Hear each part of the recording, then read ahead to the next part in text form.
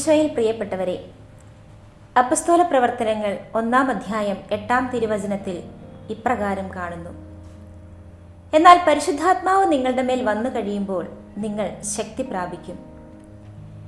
ഈ വചനം ഏറ്റവും ശക്തമായി നിറവേറപ്പെട്ടത് വിശുദ്ധ പത്രോസ്ലീഹായുടെ ജീവിതത്തിലാണ്.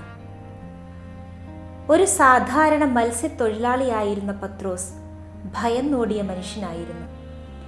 യേശുവിനെ അറിയില്ലെന്ന് 3 പ്രാവശ്യം നിഷേധിച്ചവൻ, ഒരു ദാസിയുടെ മുന്നിൽ പോലും വിറച്ചു നിന്നവൻ. പക്ഷേ പരിശുദ്ധാത്മാവ് പത്രോസ്ലീഹായുടെ മേൽ വന്നപ്പോൾ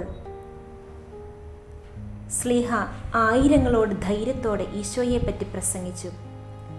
പെന്തക്കുസ്താ ദിവസത്തിൽ പരിശുദ്ധാത്മാവിന്റെ അഗ്നി പത്രോസ്ലീഹായുടെ ഹൃദയത്തിൽ ഇറങ്ങിയപ്പോൾ അവന്റെ ഭയം വിശ്വാസമായി മാറി, ദൗർബല്യം ശക്തിയായി മാറി, കണ്ണീർ സാക്ഷ്യമായി മാറി. അവൻ ഇനി കടൽക്കരയിലെ മത്സ്യത്തൊഴിലാളിയല്ല, ആത്മാക്കളെ ദൈവത്തിലേക്ക് നയിക്കുന്ന ഇടയനായി മാറിയിരിക്കുന്നു. വിശുദ്ധ പത്രോസ്ലീഹായുടെ ജീവിതം നമ്മെ പഠിപ്പിക്കുന്നത് ഇതാണ്: പരിശുദ്ധാത്മാവ് ഒരു മനുഷ്യനെ പൂർണ്ണമായി മാറ്റിമറിക്കും. ലോകം നിനക്കാകില്ല എന്ന് പറയുമ്പോൾ ദൈവാത്മാവ് ഞാൻ നിന്നോട് കൂടെയുണ്ട് എന്ന് പറയുന്നു. പത്രോസ്ലീഹായുടെ ജീവിതത്തോട് ബന്ധപ്പെടുത്തി ഓർക്കാവുന്ന ചില യാഥാർത്ഥ്യങ്ങൾ ഇവയാണ്. ഭയപ്പെടുന്ന ഹൃദയങ്ങളെയും പരിശുദ്ധാത്മാവ് തീ പിടിപ്പിക്കും. ദൈവത്തിൻ്റെ ആത്മാവ് വന്നാൽ വീണുപോയവരും വീണ്ടും എഴുന്നേറ്റ് സാക്ഷികളാകും.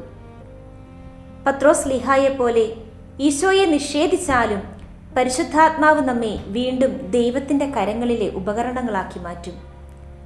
പരിശുദ്ധാത്മാവ് വന്നപ്പോൾ പത്രോസിന്റെ ശബ്ദം മാറിയില്ല, അവന്റെ ഹൃദയമാണ് മാറിയത്. ഇന്നും പരിശുദ്ധാത്മാവ് നമ്മുടെ ജീവിതത്തിലേക്ക് വരുമ്പോൾ നമ്മുടെ മുറിവുകൾ സാക്ഷ്യങ്ങളാകും, നമ്മുടെ കണ്ണീർ പ്രാർത്ഥനയാകും, നമ്മുടെ ദൗർബല്യങ്ങൾ ദൈവത്തിൻ്റെ ശക്തി വെളിപ്പെടുന്ന വഴികളാകും. നമുക്ക് പ്രാർത്ഥിക്കാം.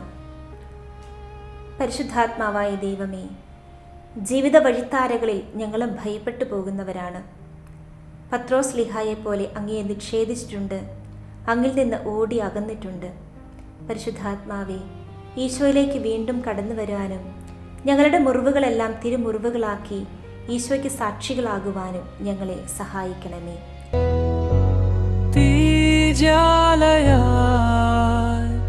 അഭിഷേകക്കാറ്റായി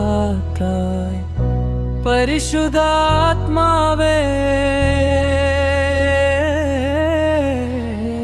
ഞങ്ങളിൽ വന്നു നിറയണം.